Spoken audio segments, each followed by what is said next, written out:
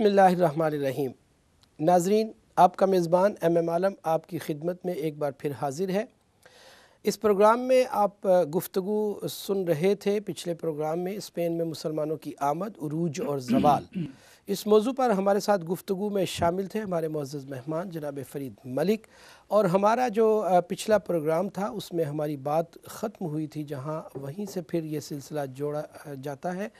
جناب ملک صاحب، جناب یہ معتزد کا بیٹا تھا معتمد، ٹھیک ہے۔ یہ معتمد جو تھا یہ مالاگا کا گورنر تھا۔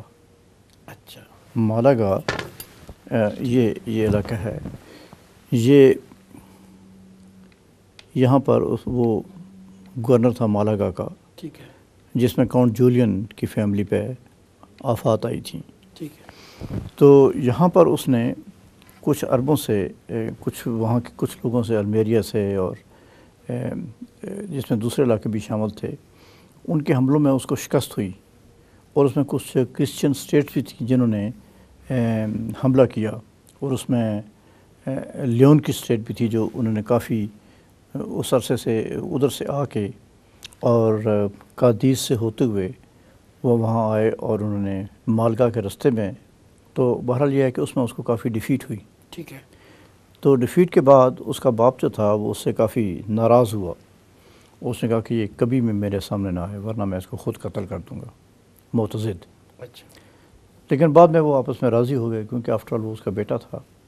تو اس کی ڈیتھ کے بعد معتمد جو ہے وہ حکمران بنا۔ ٹھیک ہے۔ معتمد صرف دو کام جانتا تھا، عشقیہ اشعار کہنا اور شراب پینا، اس کے علاوہ اس کا اور کوئی کام نہیں تھا۔ ٹھیک ہے۔ یہ بھی اشعار کہتا تھا؟ اوف، زبردست۔ یعنی باپ بھی کہتا تھا؟ باپ تو کافی اونچے کا شاعر تھا، اچھا یہ بھی شاعر تھا، یہ بھی اپنے زمانے میں ٹھیک ٹھاک تھا۔ اچھا، اس کے دو نئی شوق تھے؟ ہاں، اس میں کہ دونوں شراب پینا اور شعر کہنا۔ ٹھیک ہے۔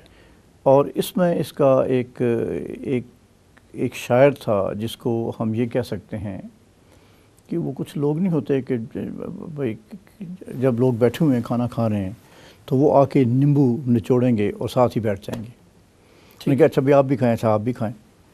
تو وہ نیمبو چوڑ قسم کا وہ شاعر تھا، وہ سب جگہ جاتا، جس کی تعریف کرتا اس کے ہاں بیٹھ کے وہ کھانا کھا لیتا۔ اچھا، اس کی جس کی بھی تعریف کرتا وہ شعر کہتا، اور وہ اس کو کہتا اچھا اب یار ابن عمار تم کھانا کھاؤ، ابن عمار اس کا نام تھا۔ اچھا، تو وہ کلاش قسم کا شاعر تھا۔ تو اس سے اس کی دوستی تھی، اس کے باپ کی۔ اس کا معتزد جو ہے وہ اس کو بہت پسند کرتا تھا، اس کے بڑے اونچے شاعری تھی تو وہ بہت پسند کرتا تھا۔ تو ایک موقع پہ ان میں کچھ تکرار ہوئی اور معتزد نے اس کو اپنے دربار سے نکال دیا۔ معتمد نے؟ معتزد نے، اچھا، معتزد۔ ہاں، اس کے باپ نے اس کو نکال دیا، اور اس نے کہا خبردار تم میری اس کنگڈم میں آئندہ آئے۔ تو وہ وہاں سے لیون چلا گیا۔ اچھا، تو لیون میں جا کے اس نے شعر و شاعری ہوئی، اپنا جو اس کا پیشہ تھا شعر و شاعری کی اور کھانا کھا لیا، شعر و شاعری کی اور دو چار شعر لکھے، اور جس کے شعر لکھے وہ اپنا وہ کھانا کھا لیا۔ تو یہ جب معتمد بادشاہ بن گیا تو اس کو پتہ تھا کہ وہ لیون میں ہے، اس نے اپنے قاصد دوڑائے، اس نے کہا کہ جہاں پر بھی وہ تمہیں ملے اس کو لے آؤ۔ ٹھیک ہے۔ تو وہ تلاش بسیار کے بعد ابن عمار اس کو مل گیا اور وہ اس کو لے آیا۔ یہاں پر آنے کے بعد اب ان کے ایک ہی شغل تھا کہ رات گئے تک وہ شراب سے دل بہلاتے اور شعر کہتے، اور ایک دوسرے کے جواب میں شعر کہتے۔ اچھا، ایک شعر کہتا دوسرے میں طرح لگاتا، اس طرح سے وہ پھر شعر کہتا، اس کے جواب میں پھر اور کچھ۔ ٹھیک ہے۔ تو ایک دن وہ سیول کے کنارے پہ، سمندر کے کنارے یہاں پر جو ہے یہ سیر کر رہے تھے۔ تو سیر کر رہے تھے جب، تو اس عرصے میں معتمد نے ایک شعر کہا۔ اچھا، ایک شعر کہا بہت ہی پیارا قسم کا پوئٹری کا، اور اب ابن عمار کی باری تھی کہ وہ اس کا جواب دیتا کہ اتنی دیر میں ایک نسوانی آواز آئی اور اس نے اس شعر کو مکمل کر دیا۔ اچھا، اس نے مصرع جو ہے وہ، ٹھیک ہے، دوسرا مصرع جو خاتون کسی کی آواز ہاں خاتون کی آواز ہی اس ہے. نے مکمل کیا. اچھا. تو وہ انہوں نے سوچا کہ یہ کون ہے. وہ دیکھا تو وہ ایک خوبصورت سی حسینہ جو تھی وہ آئی اور اس نے اپنے شعر کہنے شروع کر دیے. یعنی اس زمانے میں معتمد اور معتمد کے زمانے میں جو کام چل رہا تھا وہ شعر و شاعری کا ہی کام تھا. ٹھیک ہے. گانے تھے، شراب تھی، یعنی وہ ٹوٹلی ایک نیا معاشرہ پیدا ہو چکا تھا. ٹھیک ہے. تو وہاں پر انہوں نے پوچھا کہ بھئی تم کون ہو. وہ ایک گدھا چلانے والے کی کنیز تھی. اچھا. گدھا، باربر نہیں، وہ اپنا جو سامان اٹھاتے، تو اس کی وہ کنیز تھی. تو اس نے کہا کہ میں فلاں کی کنیز ہوں. تو معتمد نے کہا کہ ہم تمہیں خرید لیتے ہیں. اس نے اس سے بات کی تو وہ اس کو اپنے گھر لے آیا اور اس سے شادی کر لی. اچھا. اب رمیکیا جو تھی وہ اس کی بیوی بن گئی. اچھا، یہ جو تاریخ میں رمیکیا کا نام رمیکیا ہے، کا وہ نام کون تھی؟ ہاں وہ وہی عورت تھی. اچھا اچھا اچھا. وہ رمیکیا تھی. یہ تو ان کے ٹیسٹ تھے کہ اس کو شاعری کی بنا پہ وہ اپنے گھر پہ لے آیا اور اس نے اس سے شادی کر لی. اچھا، اب یہ دیکھو کہ ایک دن وہ عادتیں یہ تھیں ان کی کہ ایک دن وہ رمیکیا کے ساتھ گزر رہے تھے اور ساتھ ہی ابن عمار بھی اس کی تعریف میں شعر کہتا رمیکیا کے، اور معتمد بھی رمیکیا کی تعریف میں شعر کہتا. اور پھر وہ دونوں کہہ لگاتے اور پھر ایک دوسرے کو اپریشیٹ کرتے اور پھر شراب کا دور چلتا. یہ حکومت تھی. تو ایک دن وہ جا رہے تھے تو اس نے کیا دیکھا کہ کچھ گاؤں کی عورتیں جو ہیں وہ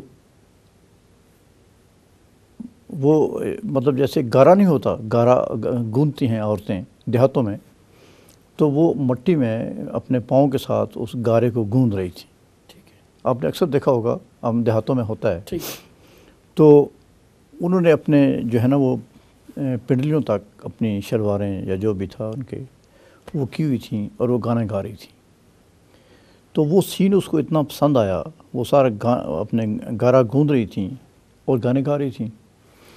تو اس کو اتنا پسند آیا کہ اس نے کہا کہ میں بھی گارا گوندنے کا کام کروں گی.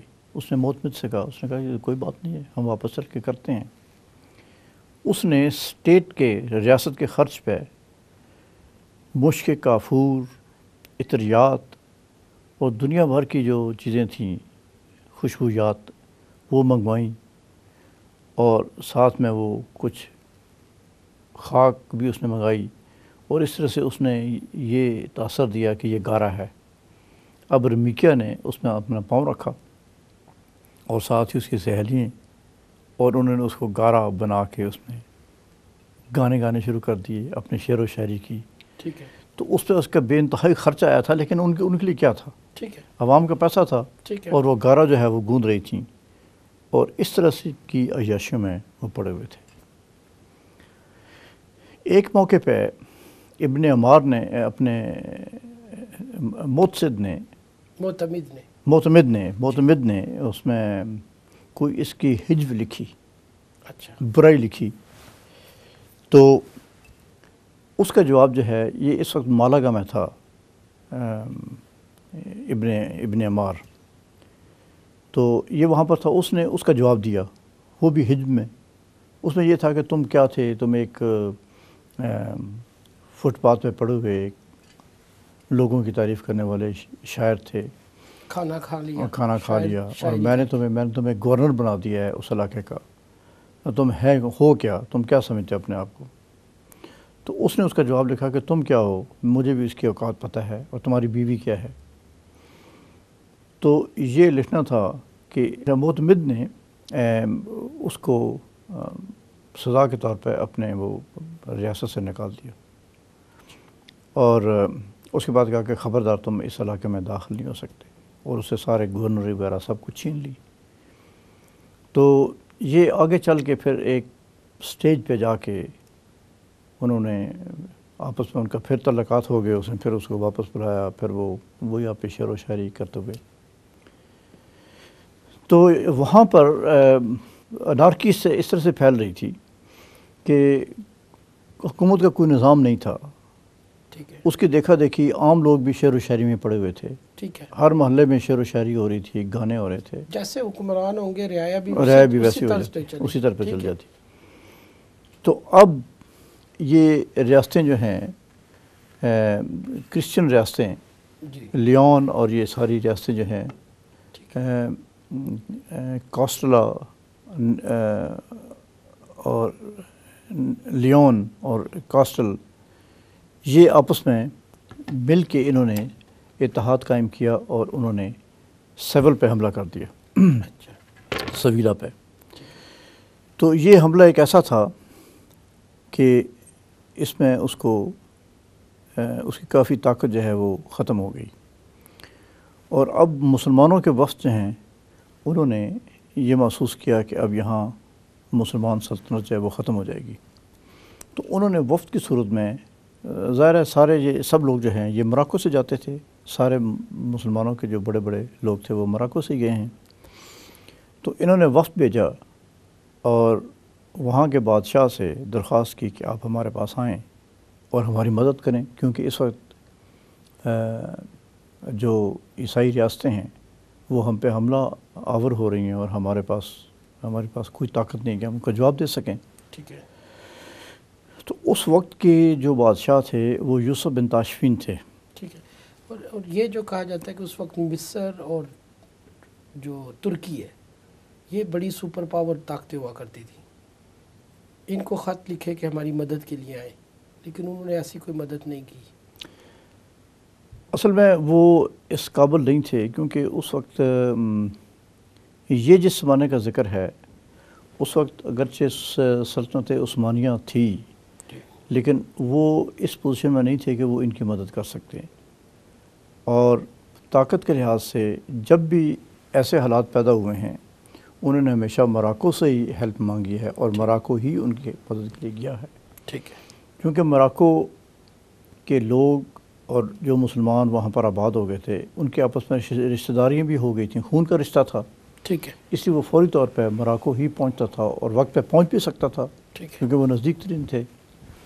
تو یوسف بن تاشفین جو ہے یہ اس وقت افریقہ کے گورنر تھے، بادشاہ تھے، بادشاہ تھے، ٹھیک ہے، بادشاہ تھے، انڈیپینڈنٹ بادشاہ تھے، ٹھیک ہے، اور بہت ہی نیک متقی پرہیزگار بادشاہ تھے۔ تو انہوں نے جب یہ وہاں پہنچے تو ان کا بھتیجا جو تھا سیر ابو بکر ان کا بھتیجا تھا۔ تو وہاں کے لوگوں نے کہا کہ بھئی اگر آپ نے یوسف بن تاشفین کو ملنا ہے تو پہلے آپ سیر بن ابو بکر کو ملیں، ٹھیک ہے، اور وہ آپ کو ان سے یوسف بن تاشفین سے ملاقات کرائیں گے۔ تو وہ ان کی تلاش میں نکلے، وہ ان کو سیر بن ابو بکر ان کو مل نہیں رہے تھے کہ وہ کہاں پر ہیں۔ تو کافی تلاش کرنے کے بعد انہوں نے کہا کہ وہ کسی جگہ نماز پڑھ رہے ہوں گے، اور وہ صحرا میں ہی نماز پڑھتے ہیں۔ تو وہ جب ریت میں گئے صحرا میں تو وہ اس وقت سجدہ سے اٹھ کے وہ دعا مانگ رہے تھے، یوسف بن تاشفین، سیر بن ابو بکر اچھا جو ان کے بھتیجے تھے، ٹھیک ہے، اور وہ دعا مانگتے ہوئے وہ رو رہے تھے۔ تو یہ وہاں کی ان کی یہ تصویر دیکھ کے، یہ حالت دیکھ کے، تو جو اسپین سے وفد کیا تھا اس پہ بڑا اثر ہوا۔ اس نے کہا یہ تو بڑے متقی قسم کے لوگ ہیں۔ تو وہ جب نماز ختم کر چکے تو انہوں نے کہا کہ ہاں کیا بات ہے، آپ لوگ آئے ہیں میرے پاس۔ تو انہوں نے کہا کہ اندلسیہ میں یہ حالات ہو رہے ہیں، اندلس میں، تو ہم چاہتے ہیں کہ یوسف بن تاشفین جو ہیں وہ ہماری مدد کے لیے آئیں۔ تو انہوں نے کہا یوسف بن تاشفین تو بہت مصروف بادشاہ ہیں، بہرحال یہ ہے کہ میں ان سے بات کر سکتا ہوں، بات کروں گا، اور پاسبل ہے کہ وہ آپ کی مدد کے لیے تیار ہو جائیں۔ خیر وہ سیر بن ابو بکر نے یوسف بن تاشفین سے بات کی، بعد میں یوسف بن تاشفین کی ان سے ملاقات ہوئی، اور پھر یوسف بن تاشفین جو ہے وہ اسپین پہنچے اپنی فوج لے کے۔ اس وقت تقریباً 10,000 کے قریب ان کے پاس فوج تھی جو وہ لے کے وہاں پہنچے، اور وہ معتمد نے ان کو انوائٹ کیا تھا، اسی کی طرف سے وہ گئے تھے۔ تو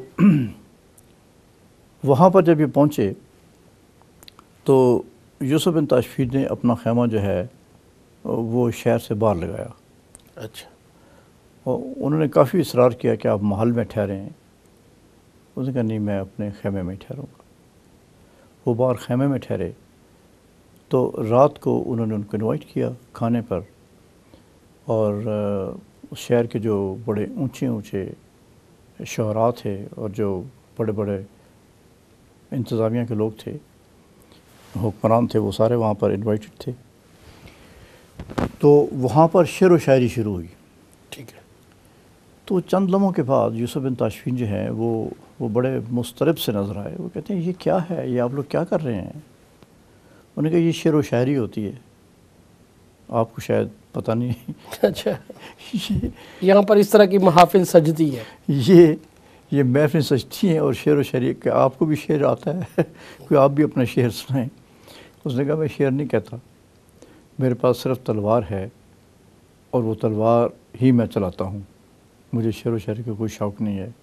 اور وہ بغیر کھانا کھائے وہاں سے اٹھ کے چلے گئے. ٹھیک ہے.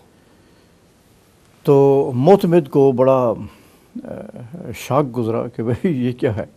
وہ تو اپنے اس میں خیمے میں چلے گئے ہیں، تو اب کیسے ہوگا کہ کیسے حالات میں ان کو راضی کریں گے. بہرحال یہ اس نے پھر دوبارہ نیگوسیشن شروع کی. تو یوسف بن تاشفین کا کہنا تھا کہ ہم آپ کی مدد اس صورت میں کر سکتے ہیں کہ اگر آپ اپنے چال چلن ٹھیک کریں اور آپ اپنی فوجیں تیار رکھیں اور آپ ہمارے ساتھ چلیں اور وہاں پر حملے میں آپ ہمارا ساتھ دیں، پھر تو ہم ان ریاستوں کو کچھ نہیں سمجھتے، ہم ان کو ٹھیک کر کے رکھ دیں گے. ٹھیک ہے. لیکن اگر آپ نے ہمارا ساتھ نہیں دیا تو پھر ہم یہاں سے واپس چلے جائیں گے. تو معتمد کے پاس تو اتنی طاقت نہیں تھی، لیکن بہرحال فوج تو تھی، کچھ نہ کچھ فوج تو تھی. اس نے اپنے کمانڈر ان چیف کو بلایا. اس نے کہا بھائی تیاری کرو. تو وقتی طور پہ ہمیں شعر و شاعری ختم کر کے تو اب ہمیں جنگ میں جانا پڑے گا. ٹھیک ہے. تو وہاں پر پھر ان کا لورکا کے میدان میں وہاں پر کافی آمنا سامنا ہوا کرسچن فورسز کا اور یوسف بن تاشفین کا. تو اس میں یوسف بن تاشفین نے ان کو کافی سزا مطلب ہے کہ شکست دی. ٹھیک ہے. اور شکست دینے کے بعد ابھی اور وہ آگے بڑھ رہے تھے کہ انہیں پیچھے سے پیغام آیا کہ ان کے میرے خیال میں ایک بیٹے کی ڈیتھ ہو گئی تھی. اچھا. تو اس ڈیتھ کی وجہ سے یوسف بن تاشفین کو واپس جانا پڑا. ٹھیک ہے. اور انہوں نے کہا کہ آپ یہ جو ہم پروسیجر کر رہے ہیں اس کو آپ جاری رکھیں اور اس عرصے کے بعد میں واپس آ جاؤں گا. وہ اپنی فوج جو ہے کچھ فوج ساتھ لے گئے، کچھ باقی وہیں پہ چھوڑ دی. ٹھیک ہے. تو جب وہ واپس پہنچے تو ظاہر ہے کہ ان کی فیملی ڈیتھ تھی، بیٹا ان کی ڈیتھ ہو گئی تھی. تو اس کے بعد یہاں پر پھر شعر و شاعری شروع ہو گئی. وہ لورکا کے میدان میں جو خیمے لگے ہوئے تھے ان میں شعر و شاعری اور شراب شروع ہو گئی. شراب پیتے اور شعر و شاعری کرتے. اور اب انہوں نے کہا کہ اب ہم نے کرسچن ریاستوں کو شکست دے دی ہے. یعنی یوسف بن تاشفین نے ہم نے شکست دے دی ہے. ٹھیک ہے. تو اس کے بعد وہ اب کرسچن کو یہ پتہ تھا کہ یوسف بن تاشفین تو چلا گیا ہے. انہوں نے کچھ عرصے کے بعد پھر حملہ کیا. اچھا. تو یہ ابن عمار جو تھا یہ اس کے دو کام تھے، لوگوں کی تعریف کر کے شعر کہنا اور کھانا کھا لینا، اور دوسرا یہ چیس کا بڑا ماہر تھا. اچھا. چیس کھیلنے کا بڑا ماہر تھا. اور اس کے معتمد کے باپ معتضد کی دوستی بھی چیس کی وجہ سے اچھا ہوئی تھی. تو یہ جب آراگان کے بادشاہ نے جب حملہ کیا تو وہاں پر جب فوجیں آمنے سامنے آئیں تو ابن عمار جو تھا وہ اس فوج کا ایک قسم کا لیڈر تھا، جنرل تھا. اچھا. ابن عمار. تو اس نے معتمد کو کہا کہ یہ جنگ میں جیت سکتا ہوں. اس نے کہا کیسے جیتو گے؟ اس نے کہا بس میں جیت لوں گا. تو وہ چپکے سے کشتالیہ کے بادشاہ کے خیمے میں چلا گیا اور اس نے کہا کہ میرے پاس ایک ایسی شطرنج ہے کہ آپ اس کو خرید نہیں سکتے، اور دنیا کی وہ لاجواب شطرنج ہے، اگر آپ چاہیں تو آپ کھیل سکتے ہیں۔ تو اس نے پوچھا تم کون ہو؟ انہوں نے کہا میں اپنی فوج کا بہادر ہیرو ہوں یا سپا سالار ہوں یا جو بھی ہوں، ٹھیک ہے، تو میں آپ سے شطرنج کھیلنے کے لیے آیا ہوں۔ تو اس کو بڑی حیرت ہوئی، اس نے کہا اچھا بیٹھو شطرنج کھیل لیتے ہیں۔ اس نے کہا یہ ہے کہ شطرنج کھیلنے کے بعد جو میری شرط ہوگی وہ آپ کو ماننی پڑے گی۔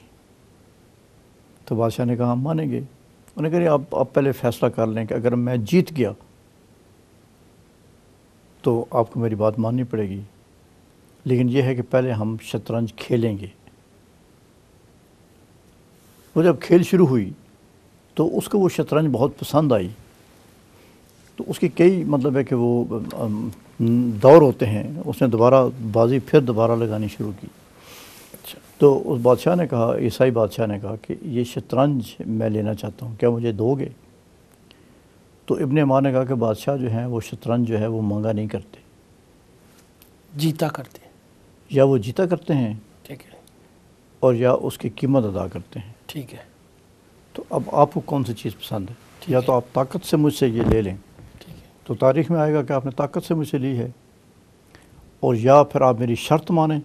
اس کی قیمت ادا کریں۔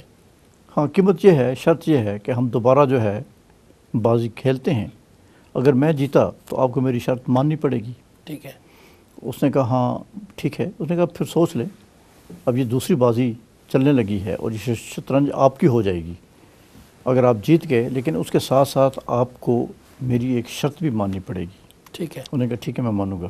کچھ مورخین لکھتے ہیں کہ اس نے وہ بڑی شاطرانہ طریقے سے ابن عمار نے وہ کھیل شروع کیا، اور پہلے وہ خود مصنوعی طور پہ وہ ہارنے کی کوشش کرتا رہا، جس سے کہ ایراگون کا بادشاہ جو ہے وہ اس میں اور جذبہ پیدا ہوا، اور اس نے یہ ایراگون جو ہے، ہاں، ٹھیک ہے، تو اس نے اور اس میں ہمت کر کے اس میں زیادہ کوشش کی، اور الٹیمیٹلی جو ہے وہ اب ادھر سے ابن عمار نے بھی زیادہ کوشش، کیونکہ وہ اس کو پھانسنا چاہتا تھا کہ اپنے اس میں جال میں پھانس کے پھر اس نے حملہ کرنا تھا، تو الٹیمیٹلی ابن عمار کی فتح ہو گئی۔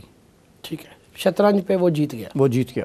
اب اس نے کہا کہ آپ بادشاہ ہیں، بادشاہ وقت ہیں، اور میں تو ایک معمولی سے انسان ہوں، آپ نے جو وعدہ کیا ہے آپ وہ پورا کریں، ٹھیک ہے، میری شرط مانیں۔ تو اس نے کہا تمہاری کیا شرط ہے؟ اس نے کہا شرط یہ ہے، اس نے کہا شطرنج تمہیں مجھے دینی ہوگی، کہ شطرنج بھی لے لیں، اور اس کے ساتھ شرط یہ ہے کہ آپ یہ محاصرہ اٹھا کے واپس چلے جائیں گے، جنگ نہیں ہوگی۔ ٹھیک ہے، اب وہ بڑے شش و پنج میں پڑ گیا، تو اس نے اپنے وزیروں کو بلایا کہ اب میں کیا کروں؟ تو انہوں نے کہا بادشاہ سلامت بات یہ ہے کہ آپ حاکم وقت ہیں، بادشاہ ہیں، آپ وعدہ کر چکے ہیں، اور یہ تاریخ میں آپ کا نام آئے گا اگر آپ نے اس میں بددیانتی کی، تو اب آپ کو محاصرہ اٹھانا پڑے گا۔ ٹھیک ہے، اس کی وائف نے بھی کہا کہ اب ہمیں واپس جانا پڑے گا، لہٰذا وہ شطرنج لے کے اس نے محاصرہ اٹھایا اور وہ واپس چلا گیا۔ اس طرح سے ابن عمار نے اس وقتی طور پہ جو خطرہ منڈلا رہا تھا اس کو اس نے ختم کر دیا، وقتی طور پہ، کیونکہ بعد میں پھر وہ حملہ اور ہوا، بعد میں ٹھیک ہے، وہ جزیرۃ الخضراء کی طرف سے آیا ٹھیک ہے۔ اور اس نے حملہ کیا، اور پھر اس میں کافی تباہی آئی۔ یہ مرابطین جو اس کے ساتھ ہیں وہ کون تھے؟ یہ مرابطین وہ یوسف بن تاشفین جو تھی، ان اچھا، کی جماعت کا نام تھا۔ اس گروپ کو مرابطین کہتے ہیں، مرابطین کہتے ہیں، اور جو مواحدین تھے وہ تو بعد میں آئے۔ اچھا، ٹھیک ہے، یہ یوسف بن تاشفین جس قبیلے سے تعلق رکھتے تھے یا جو لوگ پاور میں آئے تھے اس کو مرابطین کہتے ہیں۔ ٹھیک ہے، تو اب اس کے بعد جہاں کچھ عرصے کے بعد پھر وہی حالت ہوئی، اور پھر کورڈوبا سے اور اسپین کے دوسرے علاقوں سے وفد کی صورت میں وہ یوسف بن تاشفین کے پاس پہنچے، اور انہوں نے درخواست کی کہ آپ آئیں اور پھر اس کو مطلب ہماری مدد کریں۔ تو یوسف بن تاشفین نے کہا کہ بھئی میں آپ کے پاس بار بار تو نہیں جا سکتا، ٹھیک ہے، بہرحال یہ میں آخری دفعہ جاتا ہوں اور میں آپ کی مدد کروں گا، اس کے بعد آپ جانیں اور عیسائی ریاستیں جانیں۔ تو اس کے بعد وہ واپس آئے، اور انہوں نے دوبارہ جنگیں شروع کیں، اور انہوں نے کافی کامیابیاں حاصل کیں، اور جب وہ واپس جانے لگے تو وہاں کے مسلمانوں نے کہا کہ آپ ان سب کو برخاست کر کے آپ اسپین کو اپنے قبضے میں لیں اور آپ حکومت خود کریں۔ ٹھیک ہے۔ تو وہ بہت متقی اور پرہیزگار بادشاہ تھا۔ اس نے اپنے علماء سے، مراکش کے علماء سے، اور اسپین میں جو بہت بڑے بڑے عالم تھے، حتیٰ کہ اس زمانے میں الغزالی جو انڈیا میں تھے، ان سے بھی اس نے فتویٰ مانگا۔ ٹھیک ہے۔ مختلف علاقوں سے اس نے فتوے لیے کہ کیا میں چونکہ مدد کے لیے آیا ہوں تو مجھے یہ زیب نہیں دیتا اور یہ گناہ ہوگا کہ اگر میں ان کی بادشاہت پہ قبضہ کر لوں۔ ٹھیک ہے۔ اتنا وہ متقی انسان تھا۔ ٹھیک ہے۔ اس نے کہا اب آپ مجھے بتائیں کہ میں کیا کروں۔ مسلمانوں کا اصرار ہے کہ میں یہ بادشاہت خود سنبھال لوں اور ان کو میں فارغ کر دوں، تو آپ کیا کہتے ہیں؟ تو تمام جو مسلمان علماء تھے، انڈیا کے بھی، پرشیا کے، اس کے بعد آپ کے مراکش کے، ٹیونس کے، یہ سب علماء نے متفقہ فیصلہ دیا کہ مسلمانوں کی ہیلپ اسی صورت میں ہو سکتی ہے کہ آپ بد کردار قسم کے جو لوگ ہیں، بادشاہ ہیں، ان کو ہٹا دیں، ٹھیک ہے، اور اس کی انان اقتدار جو ہے وہ آپ خود سنبھالیں۔ صحیح۔ تو کافی غور و غوض کے بعد یوسف بن تاشفین نے یہ فیصلہ کیا۔ اس نے کہا کہ اب میں جب جاؤں گا تو اب میں ان شعر و شاعری کرنے والوں کو بہت اچھی طرح سے سبق دوں گا۔ لہذا وہ آئے اور انہوں نے سب سے پہلے معتمد کو گرفتار کر کے جیل میں ڈال دیا، ٹھیک ہے، اور سملرلی اور جو دوسرے لوگ تھے ان کو بھی جیل میں ڈالا، اور پھر انہوں نے کورڈوبا پہ حملہ کیا، ٹھیک ہے، اور کورڈوبا میں جو اس وقت کے، یہ کافی لمبی آگے داستان ہے، ان کو بھی انہوں نے جیل میں ڈالا، اور پورے اس وقت جو اسپین تھا مسلمانوں کا وہ انہوں نے اپنے قبضے میں لے لیا۔ ٹھیک ہے، اور قبضے میں لینے کے بعد انہوں نے وہاں پر اپنی حکومت قائم کی، اور اپنے بیٹے کو وہاں چھوڑ کے، چونکہ انہیں پھر واپس جانا تھا، تو انہیں جب اطلاع ملی کہ وہاں پر کچھ شورش ہو رہی ہے، سازش ہو رہی ہے مراکو میں، تو وہ پھر واپس مراکش چلے گئے۔ ٹھیک ہے، یہیں سے ہم بات دوبارہ شروع کریں گے۔ ناظرین، ہماری گفتگو جاری ہے، بہت خوبصورت انداز سے یہ بات جاری ہے، اور تو اس وقت ہمارا جو آج کا یہ پروگرام ہے یہ اپنے اختتام کو پہنچتا ہے۔ انشاءاللہ ہم اس تاریخ کے جو باقی لمحات، واقعات، اور وہاں کے جو جذبات تھے اور پھر وہاں کے جو حالات تھے اس پر مزید گفتگو جاری رکھیں گے۔ اس پروگرام میں اپنے میزبان ایم ایم عالم کو، اپنے مہمان جناب فرید ملک صاحب کو اجازت دیجیے۔ اللہ نگہبان۔